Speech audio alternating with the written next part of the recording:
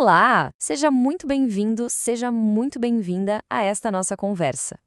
Hoje, a gente vai desvendar um caminho para transformar aquele pânico da folha em branco em um projeto de redação nota 1000 para o Enem. A ideia aqui é acabar de vez com aquela história de travar na hora da prova. E vamos combinar, tem um sentimento que pega muita gente, né? Aquele medo de sentar para fazer a prova e, puf, as ideias somem, a mente paralisa. Para quem se identifica com essa situação, pode respirar com alívio, porque existe sim uma técnica para vencer esse bloqueio.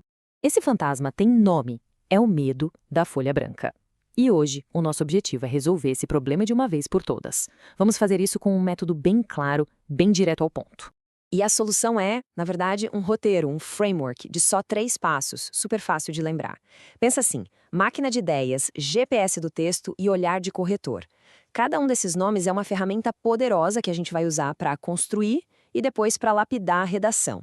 Bom, vamos lá para o primeiro passo, a tempestade de ideias, que a gente está chamando aqui de máquina de ideias. É nesse momento que a mágica acontece, sabe? É quando a gente pega aquele caos de pensamentos soltos e transforma em matéria-prima de qualidade para o texto. O tal do brainstorming, ou tempestade de ideias, tem um princípio muito simples. A meta é gerar um volume gigante de pensamentos, sem ficar julgando se a ideia é boa ou ruim de primeira. A regra aqui é bem clara: quantidade primeiro, qualidade vem depois. É para deixar a mente voar livre, sem amarras. Tá, mas como é que a gente organiza essa tempestade toda? O processo é simples. Olha só. Primeiro, ler e grifar os textos de apoio, destacando tudo que parecer importante. Segundo, anotar absolutamente todas as ideias que vierem à cabeça, sem filtro nenhum. Terceiro, aí sim é hora de criticar e filtrar o que foi anotado, vendo o que faz sentido. E por último, organizar as melhores ideias numa sequência lógica. E pronto, o esqueleto do texto já começa a aparecer. Certo. Vamos agora para o passo 2. Depois que as ideias estão na mesa, a gente precisa dar uma direção para elas. É aqui que entra o coração do texto, o nosso GPS. E o GPS do texto nada mais é do que a tese. Ela é a ideia central, o ponto de vista sobre o problema, que tem que ser apresentado de um jeito claro, direto já na introdução. Uma tese forte é o que vai guiar toda a argumentação e, claro, garantir uma boa nota nas competências 2 e 3. É a alma do texto de verdade. E olha que legal! Existem 2 estruturas de tese que funcionam super bem. A primeira, que a gente pode chamar de enumeração, apresenta 2 problemas. Por exemplo, a crise X acontece por causa da negligência governamental e da falta de conscientização. A segunda estrutura é a de causa e consequência, que conecta os pontos, tipo assim: a crise X, que é causada pela negligência do governo, gera como consequência a exclusão social. Cada um desses modelos já meio que define o que vai ser escrito nos parágrafos de desenvolvimento.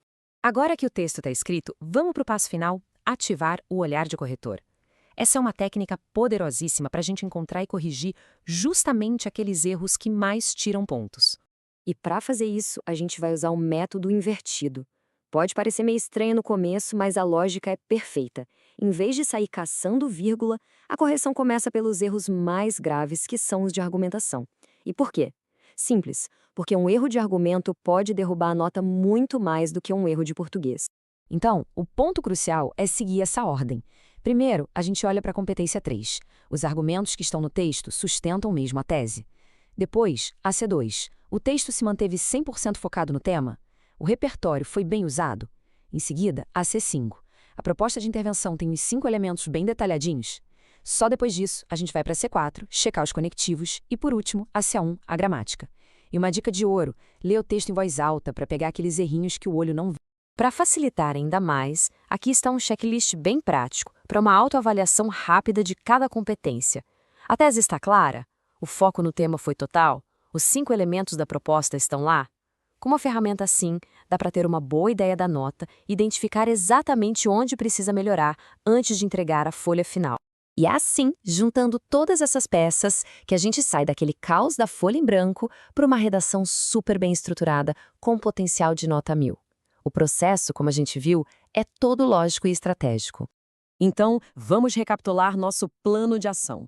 Passo 1, usar a máquina de ideias para gerar e organizar os pensamentos sem medo de ser feliz.